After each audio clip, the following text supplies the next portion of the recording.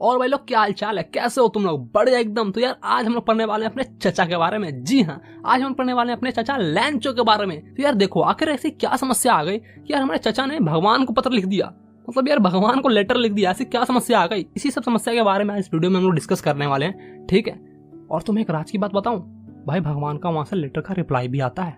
तो ठीक है भाई लोग, तो आज हम लोग पढ़ने वाले हैं इस कहानी को जिसका नाम है ए लेटर टू गॉड। तो चलो कहानी को शुरू करते हैं, ठीक है। तो यार एक वैली है जिस पर पूरा सुनसान इलाका है, मतलब कि यार एक मात्र घर है पूरे वैली पर, यानी कि कहूँ तो यार एक पूरा सुनसान पहाड़ पर बस एक ही मात्र घर है जो कि हमारे चचा का है, ठीक है। और वहां पर चचा रहते हैं और वहां से एकदम भाई सुंदर नजारा दिखता है, मतलब कि यार हरी हरी घासें, नदियां बह रही हैं भाई, उनकी फसलें दिखती हैं, कॉर्नफील्ड दिखती है। कॉर्नफील्ड मतलब यार मकई का खेत दिखता है वहां से उनका, ठीक है। मतलब यार एकदम सुंदर नजारा है और वहां से सब चीज तुम्हें एकदम मस्त दिखेगा। और वहीं पे हमारे चाचा जो होते हैं ना, वो खड़े होते हैं, वो बहुत ही ज्यादा परेशान दिख रहे थे क्योंकि भाई बारिश नहीं हो रही थी और वो चाह रहे थे कि भाई बारिश हो जाए। बस वो परेशान होकर बस यही गा रहे थे, एक बार आजा जा जा जा जा, एक बौछार कर आजा। हाँ मुझे पता है कि यार मैं बहुत ही ज्यादा बेसुरा गा रहा हूँ। चलो तो आगे पढ़ते हैं। तो भाई बस चाचा बस यही सोच रहे थे आसमान की तरफ देख कि बस एक बार बारिश हो जाती ना तो भाई मेरी फसल जो है ना एकदम बम बम हो जाता, एकदम मतलब मस्त हो जाता मेरा फसल इस बार तो। और फिर वो नॉर्थ ईस्ट आसमान की तरफ देखते हैं और प्रिडिक्ट करते हैं कि हाँ इस बार तो लग रहा है कि यार अब बारिश होने ही वाली है। फिर उनकी जो पत्नी जो घर में खाना बना रही थी, डिनर बना रही थी रात का, ठीक है, वो कहती है हाँ अगर ऊपर वाले ने चाहा तो पक्का ही हो जाएगा, ठीक है। और उनके जो बड़े बच्चे थे भाई, जो चचा के बड़े बच्चे थे, वो तो खेत में काम कर रहे थे और जो छोटे बच्चे थे ना भाई, वो घर के आजू बाजू मतलब मस्ती कर रहे थे, खेल कूद रहे थे। और फिर थोड़े देर बाद हमारे चाची ने, यानी कि हमारे चचा की पत्नी ने कॉल किया सबको, यानी कि बुलाया, सुनते हो सबका खाना रेडी है आ जाओ। मतलब कि यार वो बुलाती है कि चलो खाना रेडी है आ जाओ खाने के लिए। और जैसे ही सब अंदर जाके खाना खा ही रहे थे भाई, तैसे ही भाई बारिश होने लगी, बारिश शुरू हो गई, बारिश की बूंदें गिरने लगी। और फिर चचा भाई एकदम दिल खोल के हंसने लगे, कहे वाह मजा आ गया, अब तो बारिश हो गई।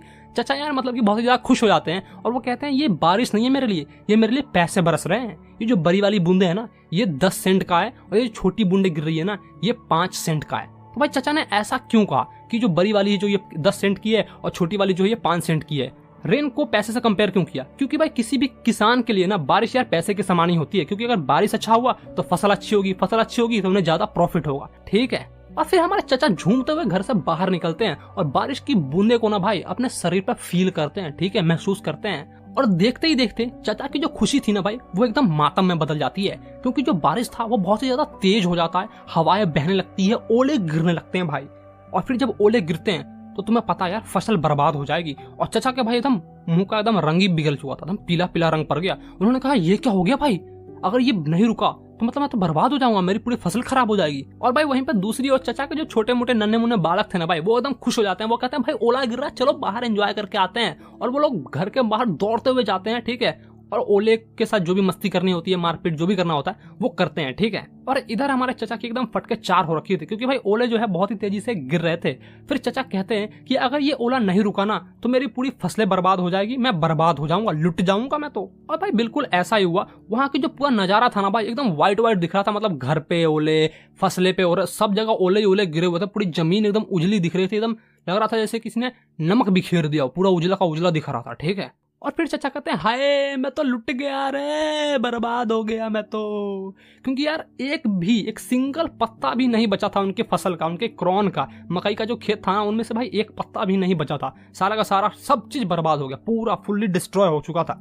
और फिर भाई उनकी आत्मा एकदम पूरी दुख हो जाती है, मतलब एकदम उनका जो आत्मा है ना वो रो रहा था, कहते हैं मैं तो बर्बाद हो गया यार, इस साल मैं भूखे मर जाऊंगा। वो अपने परिवार वालों से कहते हैं कि इस साल तो हम लोग भूखे ही मरने वाले हैं।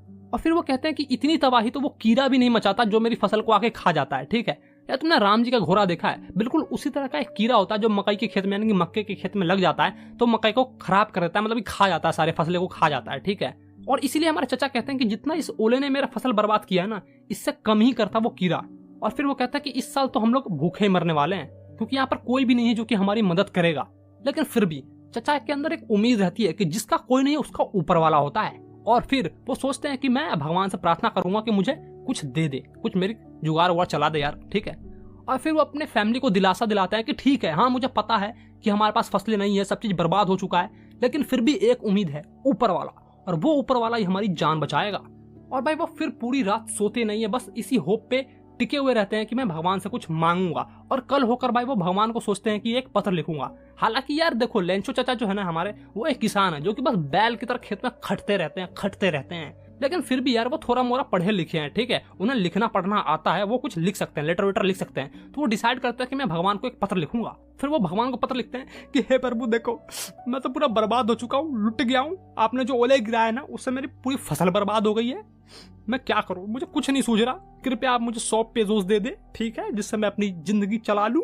मतलब कि यार वो 100 पेजोस मांगते हैं। पेजोस क्या है भाई? पेजोस जो है ना करेंसी है जो कि मैक्सिको अर्जेंटीना साइड में चलती है, ठीक है, उस साइड में माउंटेनियर्स इलाका में चलता है उधर, ठीक है। अभी जाके गूगल पे सर्च मारोगे 1 pesos is equal to how much rupees, तो लगभग ₹1.5 दिखाएगा तुम्हें, ठीक है। खैर यार ये सब एक्स्ट्रा बातें हैं, ये सब भूल जाओ। तो वो 100 पेजोस के बारे में रिक्वेस्ट करते हैं कि प्लीज आप मुझे 100 पेजोस दे दे, जिससे मैं अपना जिंदगी चला लूं, फिर से मैं एक नई फसल बो सकूं, ठीक है। और वो जाकर उस चीज को पोस्ट ऑफिस में जाते हैं और पोस्ट कर देते हैं, जो पोस्ट मेल बॉक्स होता है ना उसमें जाके गिरा देते हैं उस लेटर को। और फिर थोड़ी देर बाद ही पोस्ट ऑफिस का एक एम्प्लॉय यानी कि एक पोस्टमैन आता है, उस मेल को निकालता है, यानी कि उस लेटर को निकालता है और पढ़ता है। और जैसे ही पढ़ता है वो एकदम हंसता है, कहता है ये क्या है, मैंने अपनी पूरी जिंदगी में ये एड्रेस नहीं देखा, भगवान को पत्र, मैं जाके कहाँ पोस्ट करूंगा। वो बहुत ही ज्यादा हंसता है, मजाक उड़ाता है और जाता है अपने सीनियर के पास, अपने बॉस के पास जाता है, यानी कि पोस्टमैन से पोस्ट मास्टर के पास जाता है वो। और पोस्ट मास्टर को कहता है देखिए साहब ये क्या लिखा है इसने। और जब पोस्ट मास्टर पढ़ता है तो वो भी हंसता, कहता है ये क्या बेहुदा लिख दिया, भगवान को लेटर। सब हंसते हैं यार, ठीक है। और फिर भाई थोड़ी देर बाद ही ना सब सीरियस हो जाते हैं और कहते हैं कि देखो इस इंसान का ना भगवान पे भरोसा है, ठीक है, फेथ है, तो इसका भरोसा ना उठे, इसलिए हम लोग कुछ पैसा इकट्ठा करेंगे और इसे देंगे। वो ऐसा डिसाइड करते हैं। और फिर पोस्ट मास्टर खुद, जितने भी कर्मचारी थे पोस्ट ऑफिस में, वो सारे के सारे और कुछ दोस्त सब मिलाकर भाई कुछ पैसे इकट्ठा करते हैं, लगभग हाफ से ज्यादा।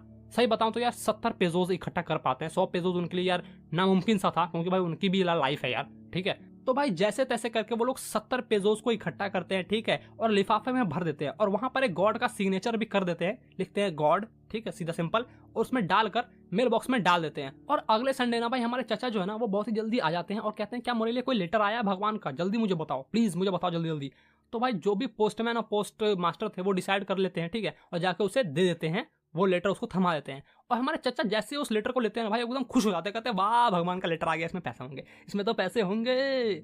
मतलब यार उससे इस बात का कोई भी आइडिया नहीं होता कि क्या भगवान भी लेटर लिख के मैं पोस्ट करते हैं, उन्हें देंगे, रिप्लाई देंगे। एकदम कॉन्फिडेंस था कि भाई लेटर तो आएगा ही आएगा। वो लेटर को खोलता है, ठीक है, पैसे वो गिनता है, और पैसे को जैसे ही गिनता है ना भाई, वो 70 पेजोस ही होते हैं, और वो देखता है कि अरे बस 70 पेजोस। और फिर भाई वो समझ जाता है कि ये भगवान की तो गलती हो नहीं सकती, ठीक है, क्योंकि यार ये सारे इन्हीं का किया धरा है, ये जितने भी एम्प्लॉय मुझे दिख रहे हैं ना ये पोस्ट ऑफिस में, ये इन्हीं का किया धरा है, इन्होंने मेरा पैसा चुरा लिया है। वो तुरंत जाते हैं अगले विंडो पे, वहां से एक फॉर्म लिखते हैं और फिर से एक भगवान को लेटर लिखना शुरू करते हैं। कहते हैं हे भगवान देखिए, जितना मैंने आपसे मांगा था ना मुझे उतना नहीं मिला है, बस मुझे 70 पेजोस ही मिला है, ठीक है, तो बाकी का जो बचा हुआ 30 पेजोस है वो भी आप मुझे दे दीजिए, ठीक है, मुझे पोस्ट कीजिए, क्योंकि मुझे इसकी बहुत जरूरी है, इतने में तो मेरा गुजारा नहीं हो पाएगा। और हाँ, इस बार जो पैसे भेजोगे ना वो मेल के थ्रू मत भेजना, क्योंकि ये सारे के सारे जितने भी एम्प्लॉय है ना ये धोखेबाज इंसान है, इन्होंने मेरा 30 पेजोस चुरा लिया है, ठीक है। मतलब यार जिसने मदद की, जो एम्प्लॉय ने मदद की, ठीक है, उसी को ये चाचा ब्लेम कर रहे हैं, कह रहे हैं कि यही चुरा लिया है,